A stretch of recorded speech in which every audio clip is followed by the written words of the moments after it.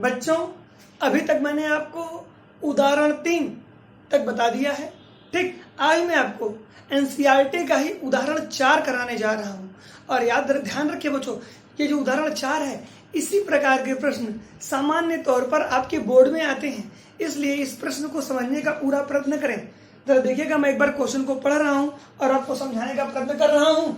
देखिएगा, लिखा हुआ है दर्शाइए कि फलन, एक फलन दिया गया है एफ एक्स बराबर कितना, एक्स स्क्वायर प्लस 3। यह क्या लिखा हुआ, कॉमा लगा के लिखा गया एक्स नॉट इक्वल टू 0, यानी कि एक्स का मान 0 के बराबर नहीं है। एक्स नॉट इक्वल टू 0, यहां देखिए लिखा गया 1, एफ एक्स बराबर 1 कब, जब एक्स का मान क्या होगा, 0 होगा। तो बच्चों, पहले मैं आपको यह बताना चाहूंगा कि इसका अर्थ क्या है। तो बच्चों देखें आप, x बराबर 0 पर सतत नहीं है, यानी कि यह फलन असतत है। तो बच्चों, पहले मैं ये जो लिखा गया है इसके बारे में 1 मिनट में आपको यहां बता देता हूं, तब आप समझ जाइएगा कि क्या करना है। अब जरा देखिएगा बच्चों, जैसे ये लिखा है एफ एक्स बराबर क्या लिखा है हमारे पास, ऐसा करके लिखा हुआ है X square plus 3 comma X not equal to 0, और ये 1 लिखा हुआ है, फिर comma X is equal to 0। बच्चों, आप चाहें इसको इस तरह समझे तो ज्यादा बढ़िया रहेगा। एफ एक्स का मान एक बार हमें लेना होता है क्या, एक्स स्क्वायर प्लस 3 कब, जब एक्स नॉट इक्वल टू 0। यह अर्थ होता है एफ एक्स एक बार इसके बराबर होता है कब, जब एक्स का मान 0। बच्चों, एक्स का मान 0 के बराबर नहीं है, इसका अर्थ समझिएगा। एक्स का मान 0 के बराबर नहीं है का एक ही अर्थ होता है, या तो एक्स का मान 0 से अधिक है, या तो एक्स का मान 0 से कम। जैसे कि मैं आपसे एक एग्जांपल दे रहा हूं कि मैंने कह दिया कि मेरी उम्र 40 के बराबर नहीं है, यानी कि 40 साल, यानी कि मेरी उम्र 40 के बराबर नहीं है। इसका एक ही अभिप्राय निकलता है, या तो मेरी उम्र 40 साल से कम है, या तो मेरी उम्र 40 साल से अधिक है। यदि 40 साल से अधिक होगी तो वह राइट हैंड लिमिट होगा, यानी कि 40 प्लस।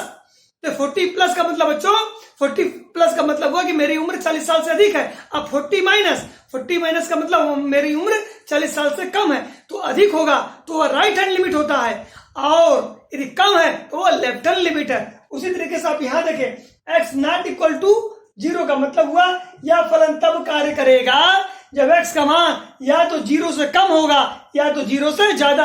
यानी कि एक्स नॉट इक्वल टू 0 के लिए हम 2 लिमिट यूज करते हैं, हम इसी के लिए LHL भी यूज करते हैं, और हम इसी के लिए RHL भी यूज कर सकते हैं। बच्चों याद रखिएगा मेरी बात, यानी कि आप यहां ध्यान से देखते रहें, एक्स नॉट इक्वल टू 0 का मात्र एक ही अर्थ होता है LHL, यानी कि यहीं से हम लेफ्ट हैंड लिमिट भी निकालेंगे और यहीं से हम राइट हैंड लिमिट भी निकालेंगे। तो हम 3 लिमिट निकालते हैं, आप जानते हैं, left hand limit, right hand limit, और फिर निकालते हैं क्या, वैल्यू ऑफ लिमिट। लेकिन वैल्यू ऑफ लिमिट के लिए मेरे पास ये दिया गया, देखिए x इज इक्वल टू 0, यानी कि सिंस एफ एक्स बराबर हम क्या लेंगे, 1 लेंगे। कब, ये वाला 1 लेंगे कब, जब x इज इक्वल टू 0 है। तो देखिए बच्चों, यहां पर लेफ्ट हैंड के लिए ये, राइट हैंड के लिए इसी को यूज करेंगे, लेकिन वैल्यू ऑफ लिमिट x बराबर 0, इसके लिए हम क्या यूज करेंगे, 1 यूज करेंगे, और इसे हम बोलेंगे क्या, वैल्यू ऑफ लिमिट। तो बच्चों इसको नोट नहीं करना है, ये मैंने आपको समझा दिया है, ठीक है। इसको आप मेरी बात को ध्यान से याद रखिएगा।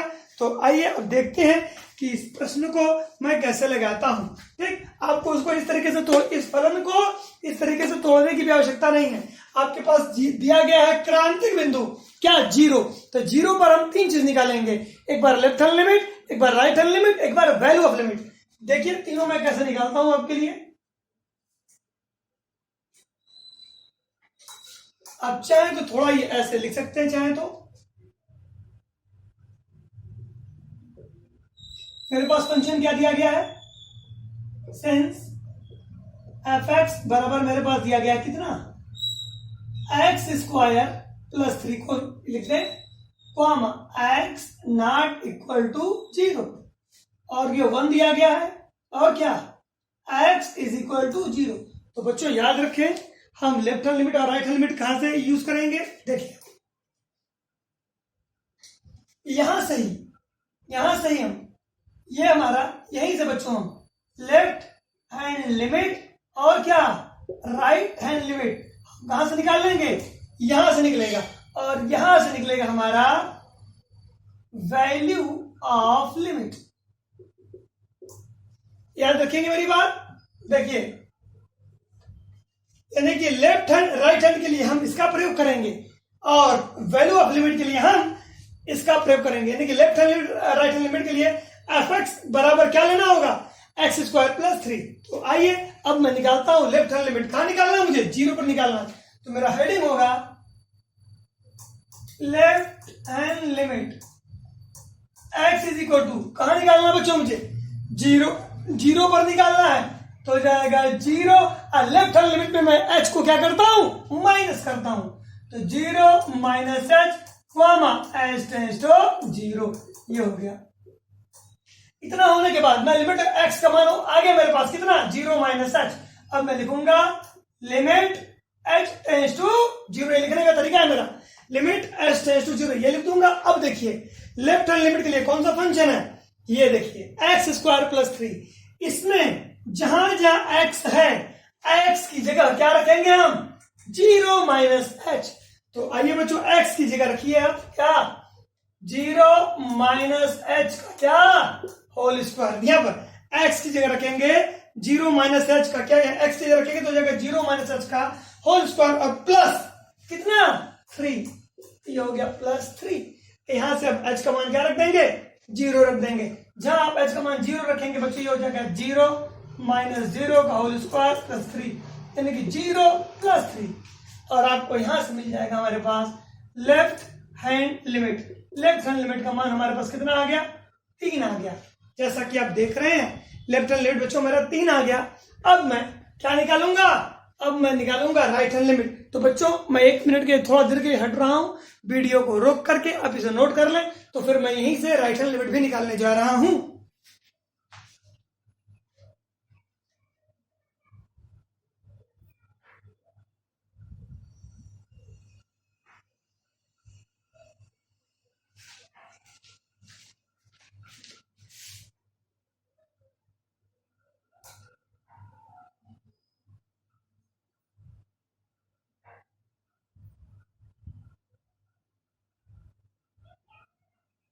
उम्मीद करता हूं बच्चों ये आपको दिख रहा होगा अच्छे से, नॉट इक्वल टू का चिन्ह है ये, ठीक बिल्कुल सही अच्छे से दिख रहा है। तो आइए बच्चों अब मैं निकालने जा रहा हूं right hand limit. Right hand में बच्चों कुछ नहीं करना होता, बहुत ही आसान होता है। देखिए यहां पर आप देखें, यहां पर केवल आप आर कर दीजिए। जब यहां पर आप आर करेंगे ऑटोमेटिक यहां पर प्लस हो जाएगा, क्या हो जाएगा, प्लस।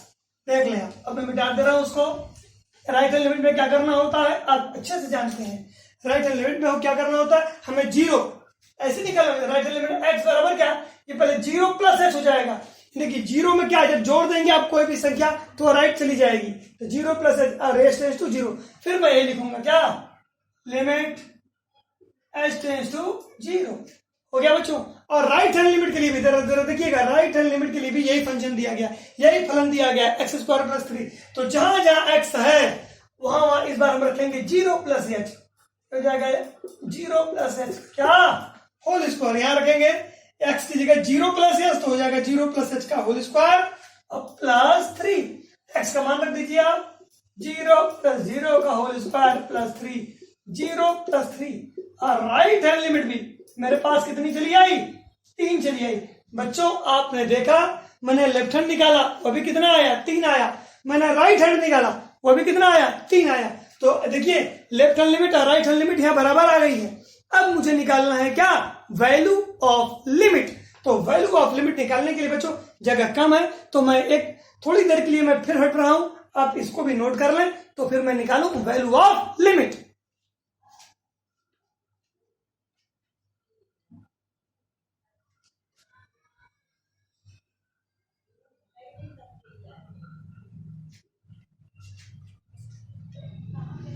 तो देखिए बच्चों अब मैं निकालने जा रहा हूं वैल्यू ऑफ लिमिट।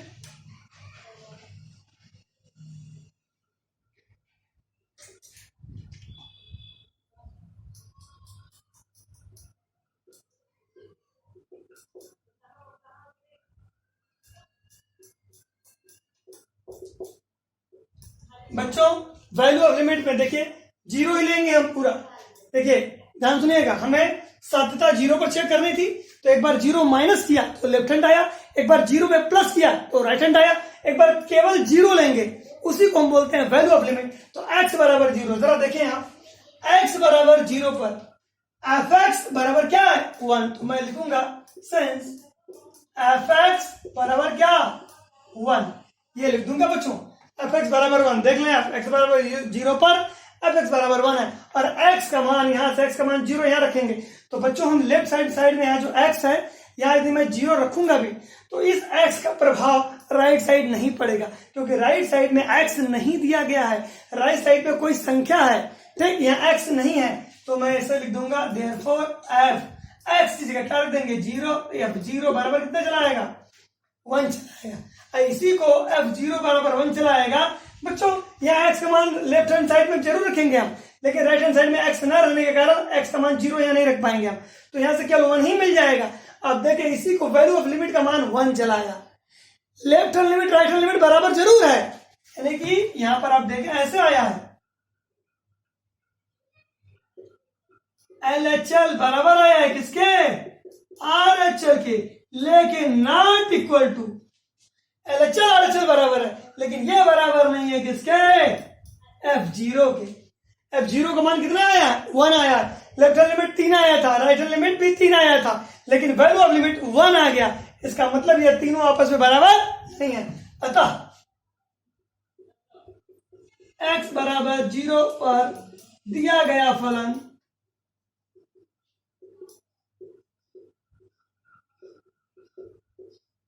संतत नहीं है या सतत नहीं है।